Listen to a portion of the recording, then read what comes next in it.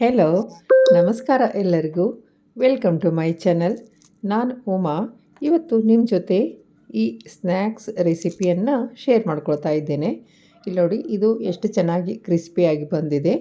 ಅದಕ್ಕಾಗಿ ನಾನು 4 ರಿಂದ 5 ಗಂಟೆ ಒಂದು ಬಟ್ಟಲಿನಷ್ಟು ಹೆಸರುಬೇಳೆನ ನೆನೆಸಿಟ್ಟಿದ್ದೆ. ಅದನ್ನೀಗ 3 ಹಸಿಮೆಣಸಿನಕಾಯಿ, ಸ್ವಲ್ಪ ಹಸಿ ಶುಂಠಿಯನ್ನು ಸೇರಿಸಿಕೊಂಡು ರುಬ್ಕೋತಾ ಇದ್ದೀನಿ. ನಾನು ಇದನ್ನು 4 ರಿಂದ 5 ಗಂಟೆ ನೆನೆಸಿದ್ದೆ. ಹೀಗಾಗಿ ಇದು ಇಷ್ಟು ಚೆನ್ನಾಗಿ ನುಣ್ಣಗೆ ಬಂದಿದೆ. ಇದಕ್ಕೆ ನಾನು ಮತ್ತೆ ನೀರನ್ನೇನು ಸೇರಿಸಿಲ್ಲ. ಈಗ ಅದನ್ನು ಒಂದು ಪಾತ್ರೆಗೆ ಹಾಕ್ಕೊಂಡು ಒಂದು ಚೂರು ನೀರು ಹಾಕಿ ಜಾರ್ ತೊಳೆದು ಅದಕ್ಕೀಗ ಅರಿಶಿಣ ಪುಡಿ, ಉಪ್ಪು ಮತ್ತು ಸಣ್ಣಗೆ ಕಟ್ ಮಾಡಿ ಇಟ್ಕೊಂಡಂತಹ ಕೊತ್ತಂಬರಿ ಸೊಪ್ಪು, ಜೀರಿಗೆ ಮತ್ತು 2 ಚಮಚ ಎಣ್ಣೆಯನ್ನು ಸೇರಿಸ್ಕೊಂಡು ಹೀಗೆ ಅದನ್ನು ಚೆನ್ನಾಗಿ ಕಲಿಸ್ಕೊತಾ ಇದ್ದೇನೆ. ಇದು 1 ಬಟ್ಟಲು ಮೈದಾ ಹಿಟ್ಟು, 1 ಬಟ್ಟಲು ಗೋಧಿ ಹಿಟ್ಟನ್ನು ಸೇರಿಸಿ ನಾನು ಮಿಕ್ಸ್ ಮಾಡಿ ಇಟ್ಕೊಂಡಿದ್ದೇನೆ. ಅದನ್ನೀಗ ಈ ಹೆಸರುಬೇಳೆ ಹಿಟ್ಟಿಗೆ ಹಾಕಿ ಕಲಿಸ್ತಾ ಹೋಗ್ತೇನೆ. ಅದು ಎಷ್ಟು ಹಿಡಿಯುತ್ತೋ ಅಷ್ಟನ್ನು ಹಾಕಿ ನಾನು ಕಲಿಸ್ತೇನೆ. ಇದಕ್ಕೆ ಮತ್ತೆ ನೀರು ಸೇರಿಸೋದು ಬೇಡ. ಇದನ್ನು ಚೂರು ಚಪಾತಿ ಹಿಟ್ಟಿಗಿಂತ ಗಟ್ಟಿಯಾಗಿ ಕಲಿಸ್ಕೋಬೇಕು. ಇಲ್ಲಿ ನೋಡಿ, ನಾನು ಈ ರೀತಿ ಇದನ್ನು ಕಲಿಸ್ಕೊಂಡು ಒಂದು ಅರ್ಧ ಗಂಟೆ ಮುಚ್ಚಿಡ್ತೀನಿ. ಇದು 2 ಸ್ಪೂನು ಕಾರ್ನ್ಫ್ಲೋರು, 2 ಸ್ಪೂನು ಮೈದಾ, ಒಂದು 4 ರಿಂದ 5 ಚಮಚ ಎಣ್ಣೆ ಹಾಕ್ಕೊಂಡು ಇದನ್ನು ಸಾಟಿ ರೆಡಿ ಮಾಡಿ ಇಟ್ಕೊಂಡಿದ್ದೇನೆ ನಾನು. ನೀವು ಬೇಕಿದ್ದರೆ 2 ಚಮಚ ಮೈದಾ, 2 ಚಮಚ ಗೋಧಿ ಹಿಟ್ಟನ್ನು ಮಿಕ್ಸ್ ಮಾಡಿಕೊಂಡು ಈ ಸಾಟಿ ರೆಡಿ ಮಾಡ್ಕೋಬಹುದು. ಈಗ ನಾವು ಈಗಾಗಲೇ ಕಲಸಿಟ್ಟಂತಹ ಚಪಾತಿ ಹಿಟ್ಟಿನಿಂದ ಈ ದೊಡ್ಡದಾಗಿ ನಾನು ಉರುಳಿ ಮಾಡಿಕೊಂಡು ಚಪಾತಿಯನ್ನು ಲಟ್ಟಿಸ್ತೇನೆ. ಇಲ್ಲಿ ನೋಡಿ, ನಾನು ಈ ರೀತಿ 5 ಉರುಳಿ ಮಾಡಿಕೊಂಡು ದೊಡ್ಡದಾಗಿ ಚಪಾತಿಯನ್ನು ಲಟ್ಟಿಸ್ತಾ ಇದ್ದೇನೆ. ಈ ಸ್ನ್ಯಾಕ್ಸು ತುಂಬ ರುಚಿಯಾಗಿ ಬಂದಿದೆ. ಮಕ್ಕಳಿಗೂ ಕೂಡ ತುಂಬ ಇಷ್ಟ ಆಗುತ್ತೆ. ನೀವು ಇದನ್ನು 15 ದಿನ ಬೇಕಿದ್ದರೂ ಸ್ಟೋರ್ ಮಾಡಬಹುದು. ನಾನೀಗ ಒಂದು ಚಪಾತಿಯನ್ನು ಮಣೆ ಮೇಲೆ ಹಾಕ್ಕೊಂಡು ಅದರ ಮೇಲೆ 1 ರಿಂದ 1.5 ಸ್ಪೂನಷ್ಟು ಸಾಟಿಯನ್ನು ಹಾಕ್ಕೊಂಡು ಅದನ್ನು ಚೆನ್ನಾಗಿ ಸ್ಪ್ರೆಡ್ ಮಾಡ್ತಾಯಿದ್ದೀನಿ. ಹೀಗೆ ತೆಳುವಾಗಿ ಎಲ್ಲ ಕಡೆ ಸ್ಪ್ರೆಡ್ ಆಗೋ ರೀತಿ ಅದನ್ನು ಮಾಡ್ತಾಯಿದ್ದೀನಿ.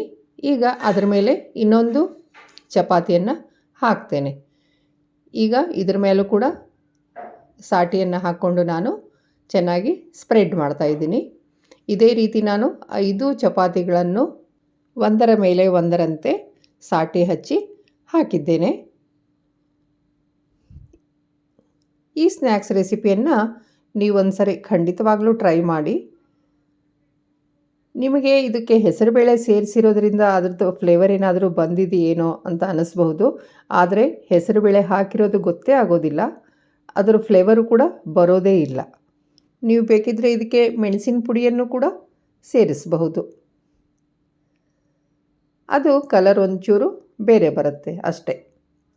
ಈಗ ನಾನು ಎಲ್ಲ ಚಪಾತಿಗಳನ್ನು ಹೀಗೆ ಒಂದರ ಮೇಲೆ ಒಂದು ಹಾಕಿ ಇದನ್ನು ರೆಡಿ ಮಾಡ್ಕೊಂಡಿದ್ದೇನೆ. ಈಗ ನಾನಿದನ್ನು ನಿಧಾನಕ್ಕೆ ಲಟ್ಟಿಸ್ತಾ ಹೋಗ್ತೇನೆ. ತುಂಬ ಪ್ರೆಸ್ ಮಾಡಿ ಲಟ್ಟಿಸೋದೇನು ಬೇಡ, ಆದರೆ ಒಂದು ಸ್ವಲ್ಪ ಚೆನ್ನಾಗಿಯೇ ಲಟ್ಟಿಸ್ಬೇಕಾಗುತ್ತೆ. ಇಲ್ಲದೇ ಇದ್ದರೆ ಅದು ಪದರು ಎಣ್ಣೆಯಲ್ಲಿ ಬಿಟ್ಕೊಂಡು ಬಿಡುತ್ತೆ. ಹೀಗೆ ಇದನ್ನು ಚೆನ್ನಾಗಿ ಲಟ್ಟಿಸ್ಕೊಂಡ ನಂತರ ನಾವು ಅದನ್ನು ಬೇಕಾದ ಶೇಪಲ್ಲಿ ಕಟ್ ಮಾಡಿಕೊಂಡು ಎಣ್ಣೆಯಲ್ಲಿ ಹುರಿಬಹುದು. ನಾನಿಲ್ಲಿ ಒಂದು ಬಾಟಲ್ ಕ್ಯಾಪನ್ನು ತಗೊಂಡು ಅದರಿಂದ ಈ ಶೇಪನ್ನು ಕೊಡ್ತಾಯಿದ್ದೇನೆ. ಇಲ್ಲಿ ನೋಡಿ, ನಾನಿಲ್ಲಿ ಸಾಸ್ ಬಾಟಲಿನ ಕ್ಯಾಪನ್ನು ತಗೊಂಡು ಹೀಗೆ ಶೇಪ್ ಕೊಡ್ತಾಯಿದ್ದೇನೆ. ಇದು ತುಂಬ ಚೆನ್ನಾಗಿ ಕಾಣುತ್ತೆ. ಇಲ್ಲಿ ನೋಡಿ, ಈ ರೀತಿ ನಾನು ಎಲ್ಲವುಗಳನ್ನು ಅದೇ ರೀತಿ ಮಾಡ್ಕೋತಾ ಇದ್ದೇನೆ. ಮತ್ತು ಕೆಲವೊಂದನ್ನು ಅಷ್ಟೇ ನಾನು ಹೀಗೆ ರೌಂಡ್ ಕಟ್ ಮಾಡಿಕೊಂಡು ಅದಕ್ಕೆ ನಡುವೆ ಒಂದು ಸ್ವಲ್ಪ ಪ್ರೆಸ್ ಮಾಡಿದ್ದೇನೆ. ಇಲ್ಲದೇ ಇದ್ದರೆ ಅದು ಹಾಗೆ ನಾವು ಎಣ್ಣೆಯಲ್ಲಿ ಬಿಟ್ಟರೆ ಅದು ಪದರ ಬಿಟ್ಕೊಳ್ಳೋ ಚಾನ್ಸಸ್ ಇರುತ್ತೆ. ಇಲ್ಲಿ ನೋಡಿ ಈ ರೀತಿ.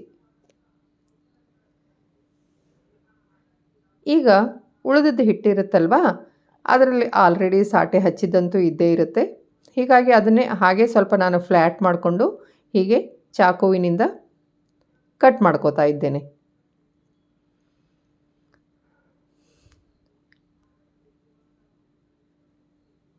ಇಲ್ಲಿ ನೋಡಿ ಎಲ್ಲವುಗಳನ್ನು ನಾನು ಈ ರೀತಿ ರೆಡಿ ಮಾಡಿ ಇಟ್ಕೊಂಡಿದ್ದೇನೆ. ನಿಮಗೆ ಯಾವ ಶೇಪ್ ಇಷ್ಟ ಆಗುತ್ತೋ ಆ ಶೇಪಲ್ಲಿ ನೀವು ರೆಡಿ ಮಾಡ್ಕೋಬಹುದು. ಈಗ ನಾನು ಎಣ್ಣೆಯನ್ನು ಕಾಯಲಿಕ್ಕೆ ಇಟ್ಟಿದ್ದೇನೆ. ನೀವು ನೋಡ್ತಿರ್ಬೋದು, ನಾನು ತುಂಬ ಎಣ್ಣೆಯನ್ನೇನು ಇಟ್ಟಿಲ್ಲ. ಈಗ ಕಾದ ಎಣ್ಣೆಗೆ ಈ ಸ್ನ್ಯಾಕ್ಸ್ಗಳನ್ನು ನಾನು ಹಾಕಿ ಹುರಿತೇನೆ. ಈಗ ನೋಡಿ ಇಷ್ಟು ಕೆಂಪಗಾಗಬೇಕು. ನೀವು ನೋಡ್ತಿರಬಹುದು ಇದಾಗಲೇ ಪದರ ಪದರ ಎಷ್ಟು ಚೆನ್ನಾಗಿ ಬಿಟ್ಕೊಂಡಿದೆ ಅಂತ ಹೇಳಿ. ಇದು ತಿನ್ನಲಿಕ್ಕೂ ಕೂಡ ತುಂಬ ಚೆನ್ನಾಗಿದೆ. ನೀವು ಒಂದು ಸರಿ ಇದನ್ನು ಖಂಡಿತವಾಗಲೂ ಟ್ರೈ ಮಾಡಿ. ಈಗ ನಾನು ರೌಂಡ್ ಕಟ್ ಮಾಡ್ಕೊಂಡಿದ್ನಲ್ವಾ, ಅವುಗಳನ್ನು ಈಗ ಎಣ್ಣೆಯಲ್ಲಿ ಕರಿತಾ ಇದ್ದೇನೆ.